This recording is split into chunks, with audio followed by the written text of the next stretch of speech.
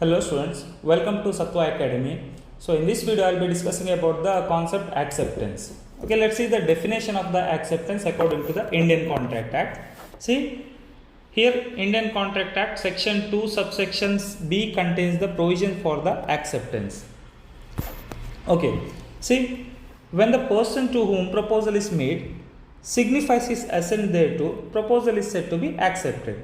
A proposal when accepted becomes promise. See, as we discussed in our other videos, when a proposal accepted by the other party, that becomes a promise, and when make a promise to someone else, then that will be the contract, and that contract is obligation to the both the parties, and it becomes a contract. So okay, so now if a offerer gives you the offer, then you are agree with that offer without any counter offer, you are accepting that conditions, and that will be treated as acceptance.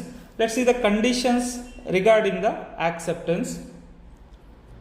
So these are the rules to be followed while accepting the offer given by the other parties. So the first condition is acceptance can be given only by the person to whom offer is made. Acceptance and yaar madbodu. See, for example, there are a general offer and specific offer. In case of a specific offer, that concerned person only should accept the offer and not the any other person. See, for example, the person he wants to sell his car to B. Now he gives his offer to B specifically. Now B along with his friend receives the offer. Now here only B should accept that offer and not his friends.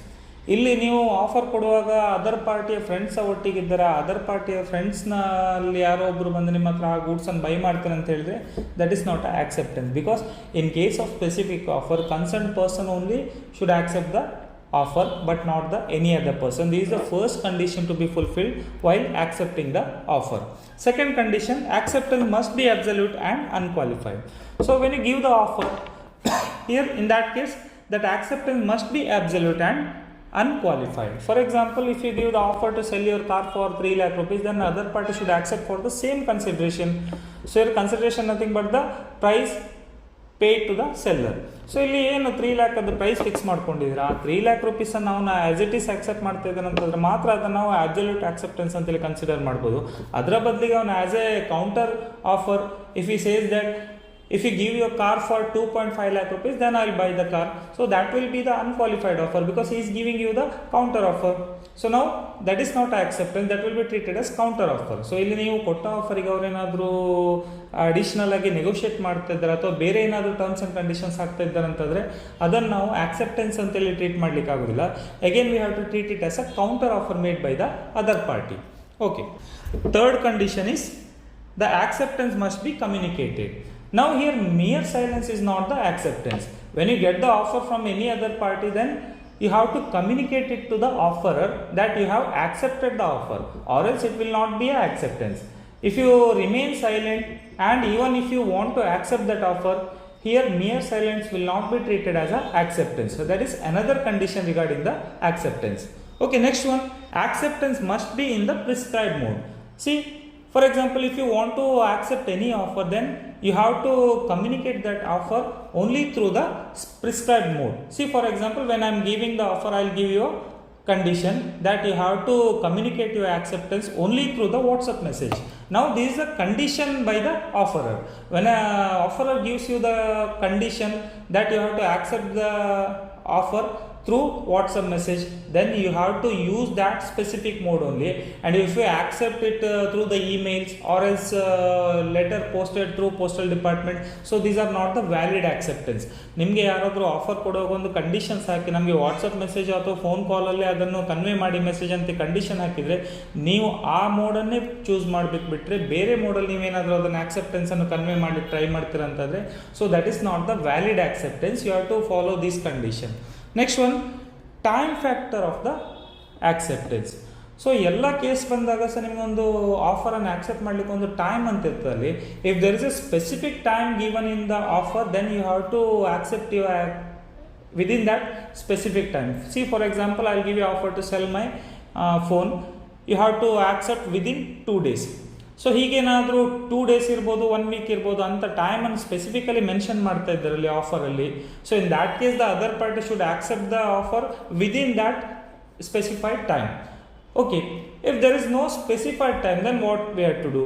So in case of there is no specific time, then you can follow the rule of law, that is within reasonable time you have to accept the offer.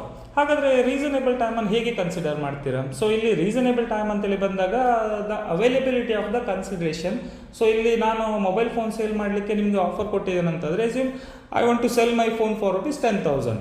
ಇಲ್ಲಿಗ ಒಂದು ₹10,000 ಫೋನನ್ನು by ಮಾಡಲಿಕ್ಕೆ decision ತಗೊಳ್ಳಿಕ್ಕೆ ನಿಮಗೆ ಎಷ್ಟು time ಬೇಕಾಗ್ಬೋದು? Maximum hardly it takes 2 or 3 days to arrange ₹10,000. Now in that case we can treat 3 or 4 days as a reasonable time. So now offeror will wait you for the reasonable time, that is 2 or 3 days. If you don't communicate the acceptance within that reasonable time, then offeror may think that contract has been discharged or else offer has been discharged. Then he may find someone else to give his offer. So that will be the time factor in every offer or else in every contract. So when there is a specific time, then you have to follow the specific time rule, or else you can treat it as a reasonable time where there is no specific time. Okay. Then mere silence is not an acceptance. As I said earlier, if you want to accept the offer but still you don't communicate the acceptance, and you think that you will go to accept after 4 or 5 days, now this one is not the acceptance. So here acceptance must be communicated to the offerer.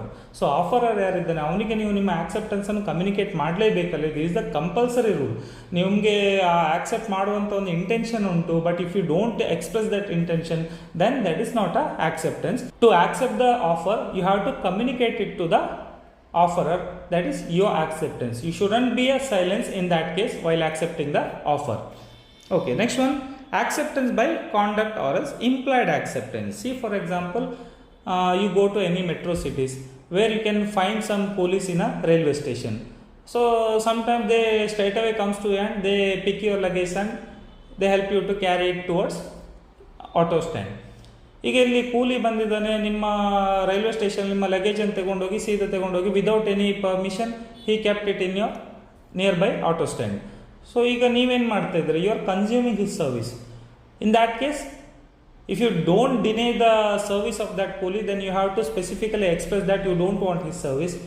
If you remain silent and if you have consumed his service, then there will be a implied acceptance. ಇಲ್ಲಿ ನೀವು ಏನೂ ಮಾತಾಡಲಿಲ್ಲ, ಕೂಲಿಯನ್ನು ಬಂದು ನಿಮ್ಮ ಲಗೇಜನ್ನು ತಗೊಂಡೋಗಿ auto ಸ್ಟ್ಯಾಂಡಿಗೆ ತಗೊಂಡೋಗಿ ಇಟ್ಟಿದ್ದಾನೆ, ಮತ್ತು ನಿಮ್ಮ ಹತ್ರ ಫೀಸ್ ಕೇಳ್ತಾ ಇದ್ದಾನೆ ಈಗ.